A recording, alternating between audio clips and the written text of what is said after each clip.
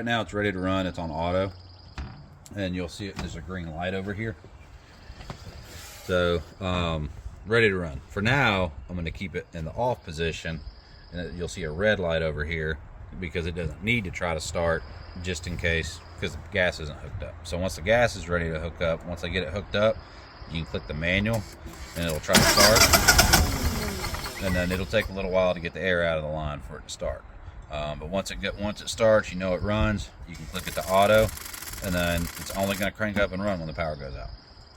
And I do have it set up right now for Tuesday at 12:21 to crank up and run for 15 minutes every other week. Tuesday at 12:21 Yeah. p.m.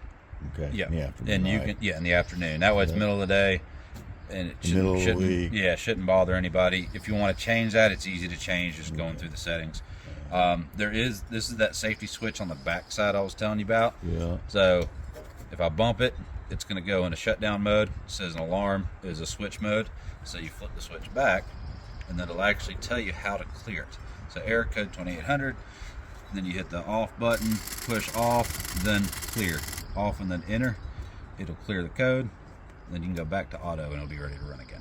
That's just in case that button or this button gets switched. Okay. It's just an emergency kill switch if you need it. Yeah. Like I said, landscapers and people like to bump them, and it's just an easy thing to fix. Yeah.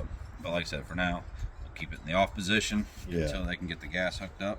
What's under there? So I can actually plug in a laptop to it. Oh. So there's a 7.5 amp fuse right there for the control board, and there's a USB that I can actually plug into and get readings off of it. Readings. Okay.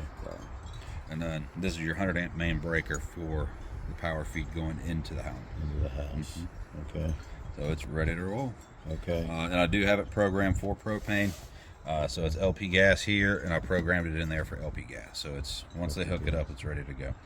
And that hooks up into that port, and then he hooks into that. Yeah, so it's a 3/4. I'd recommend to do like a 6-inch or 8-inch nipple coming out and hard pipe first. Yeah. And then they can connect the flex line. Okay. That way they can tighten up that 3/4 line. And they don't have first, to be in the machine. and you don't have to get into the machine. Gotcha. So, and then from there they can run flex and then hook up to however they want to hook up. Gotcha. And some plumbers use them, some don't. If they're running a flex line here, then they don't need it. Yeah. Because it's already going to take the vibration out. It's going to be that hard pipe one or whatever it is. It'd be metal pipe. Yep. Black pipe, I think. Yeah, if he does black pipe, then I would recommend to put it in. That keeps the vibrations from going down the pipe. Okay. From the generator running.